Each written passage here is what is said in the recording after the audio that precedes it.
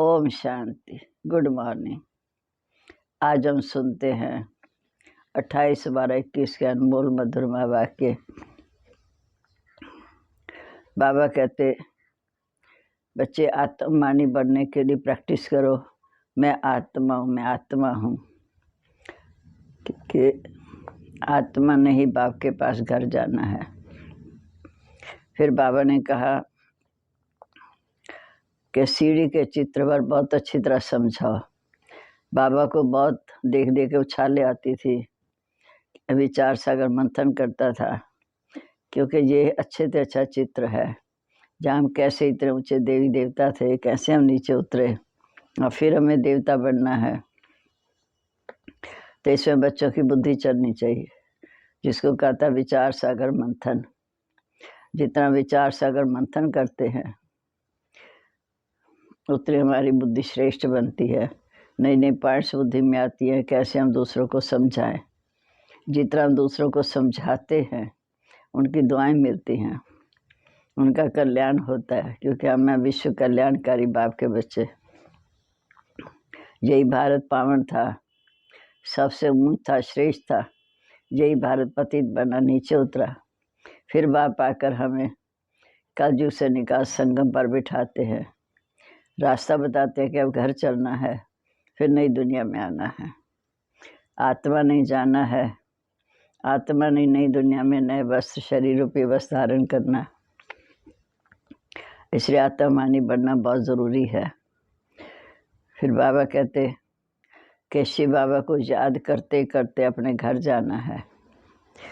बाबा तो अवस्था जमाने के लिए अभ्यास कराते हैं। सीढ़ी के चित्र पर ही समझाना है कि भारत में जब आदि सनातन देवी देवता धर्म था, तब भारत बहुत ऊंच था, दिव्य गुणों से संपन्न था। भारत देश में सुख शांति पवित्रता थी। ये सिद्ध करने के हम भारतवासियों ने 84 जन्म लिए हैं। बाकी धर्म पिता तो बाद में आते हैं, द्वापर युग से आते हैं। सतयुग त्रेता में एक धर्म, एक राज्य, एक भाषा होती है। ये जितना विचार सागर मंथन करते हैं, बुद्धि में जो ज्ञान टपकता रहता है। अब हम सुनते हैं आज के मधुरमा वाक्य। बाबा कहते, मीठे बच्चे ये प्रैक्टिस करो, मैं आत्मा हूँ, मैं आत्मा हूँ। शरीर का भार छोड़ दो, बस शिव बाबा को याद करते करते घर जाना है। प्रश्न है, शिव बाबा को किन बच्चों पर बहुत तरस पड़ता है? जो बच्चे अपना वैल्यूबल समय व्यर्थ गवा देते हैं, बाप का बनकर बाप की सर्विस नहीं करते, उस पर बाप को बहुत तरस पड़ता है। बाबा कहते, मेरे बच्चे बने हो तो फर्स्ट ग्रेड बनकर दिखाओ। ज्ञान रत्न जो मिलते हैं उनको मनन कर दान करो। गीत है, तकदीर जगा कर आई हूँ। ओम शांति। जैसे बाबा ज्ञान का सागर है, बच्चों को आकर सृष्टि के आत्मतत्व का ज्ञान देते हैं, चित्रों के ऊपर अच्छी रीति समझाते हैं। बाबा का सीढ़ी के चित्र व सारी रात विचार सागर मंथन चलता, क्योंकि ये सबसे अच्छा चित्र है और है भी सिर्फ भारतवासियों के लिए। शिव बाबा तो ज्ञान का सागर है, ये बाबा भी ज्ञान की उछाले मारता है। इसको कहा जाता है विचार सागर मंथन। तुम बच्चों का बहुत थोड़ा विचार सागर मंथन चलता है। इसमें हर एक की बुद्धि चलनी चाहिए। सीढ़ी पर बहुत विचार चलते हैं, मूल वतन भी ऊपर में दिखाना पड़े। सीढ़ी तो स्थूल वतन की 84 जन्मों की कहानी है। सीढ़ी बनाने वालों को भी विचार सागर मंथन करना चाहिए, ये बड़ी अच्छी चीज़ है। ऊपर में मूल वतन भी ज़रूर दिखाना चाहिए। आत्माएं मूल वतन में स्टार मिशन रहती हैं। मूल वतन के बाद सूक्ष्म वतन, जहाँ ब्रह्मा विष्णु शंकर देवी देवता रहते हैं। सीढ़ी में तो भारत का दिखाया, यही भारत पावन था, पतित बना। अक्षर सब लिखने पड़ते हैं कि जो पूज्य थे भारत में, सतयुग त्रेता में जो पूज्य देवी देवता थे वही पुजारी बने। तुम्हारे में भी नंबरवार जानते हैं कि ये राजधानी स्थापन हो रही है। कोई तो बहुत अच्छी रीति पुरुषार्थ करने लग जाते, मैं आत्मा हूँ, शरीर का भान भूल जाए, बस आत्मा हूँ, आत्मा, इसका अभ्यास करना है। शिव बाबा को याद करते करते घर जाना है। इस अवस्था को जमाने में मेहनत लगती है। जब भारत में आदि सनातन देवी देवता धर्म था तो सुख शांति पवित्रता थी। अब मनुष्य दुखी हैं तो घर को याद करते हैं। बाबा कहते सीढ़ी के चित्र के आगे जाकर बैठ जाओ तो बुद्धि चले कि हम भारतवासियों ने 84 जन्म लिए, 84 जन्म सिद्ध करने हैं, फिर इस हिसाब से समझाना है। जो आधा कल्प के बाद आते हैं तो ज़रूर उनके कम जन्म होंगे, जो सज्जू के पहले जन्म में आते हैं उनके पूरे 84 जन्म, जो द्वापर में आते हैं तो ज़रूर उनके जन्म कम होंगे। सारा दिन बुद्धि में ये ज्ञान टपकता रहे। सज्जू त्रेता में संपूर्ण निर्विकारी पूज्य थे, फिर कलयुग में पुजारी विकारी बने। विकारी बनने के कारण अपने को हिंदू कहलाने लगे, क्योंकि दैवी गुण रहे नहीं। और कोई भी धर्म वाले अपना नाम नहीं बदलते, पर हिंदुओं ने नाम बदला। अब तुम बच्चों को ये ज्ञान मिलता है। ज्ञान सागर बाबा हमें नया ज्ञान देते। सीढ़ी के चित्र पर बच्चों को बहुत ध्यान देना है। फिर बाबा ने कहा इस पर बुद्धि चलती रहे कि 84 के चक्र कैसे समझाया जाए। आधा कल्प है रावण राज्य, जो बाद में आते हैं रावण के राज्य, वो इस ज्ञान को नहीं उठाएंगे। सज्जू त्रेता में आने वाले इस ज्ञान को अच्छी रीति समझेंगे। अभी तो भारत की कितनी संख्या हो गई है, 800 करोड़ से ऊपर। सज्जू त्रेता में तो एक बच्चा एक बच्ची, पिछाड़ी में थोड़ी गड़बड़ होती है। परंतु विकार की बात रावण राज्य द्वापर में शुरू होता है।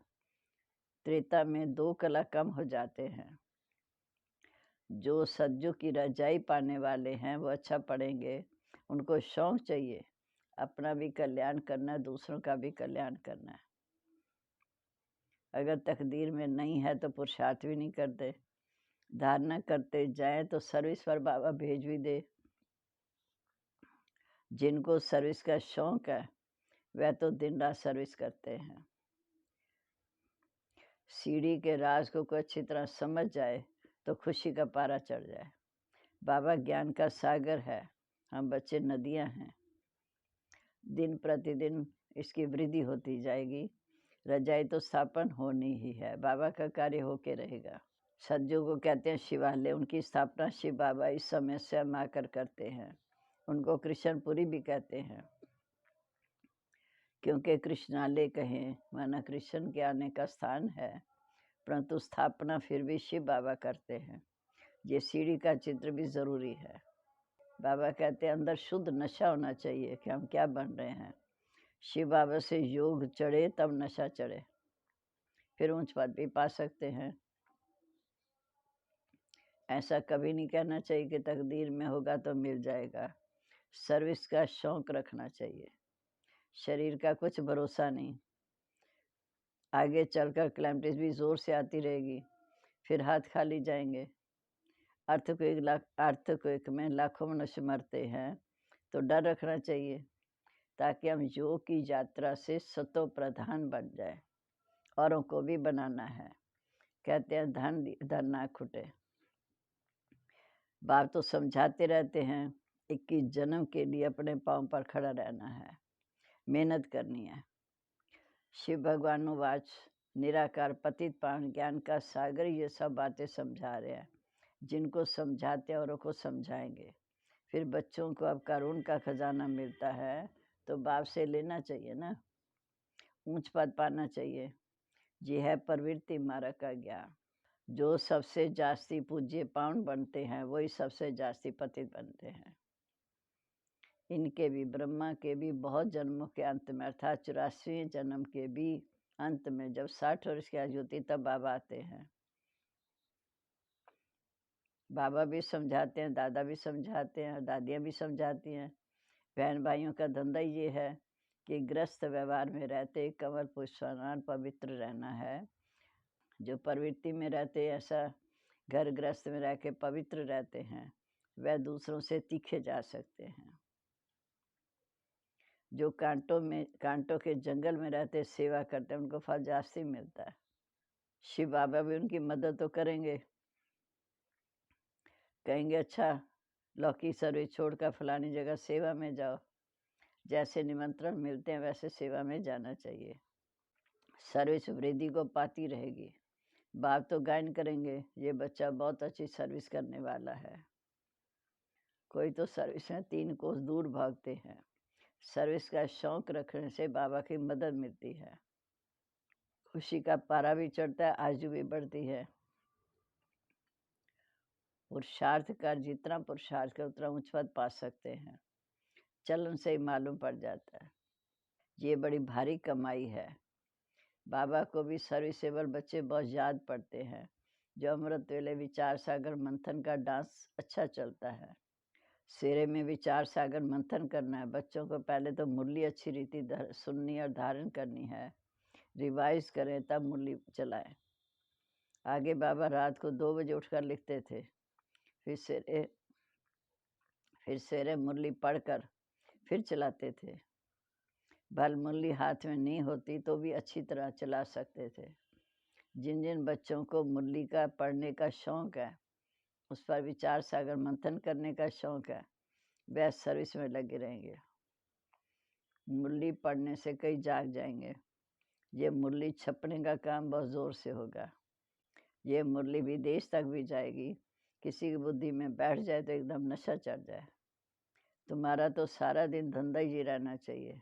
ये है ऊंचे तो ऊंचा धंधा। बाबा को व्यापारी भी कहा जाता। ये अविनाशी ज्ञान रत्नों का व्यापार को बिरला करता है।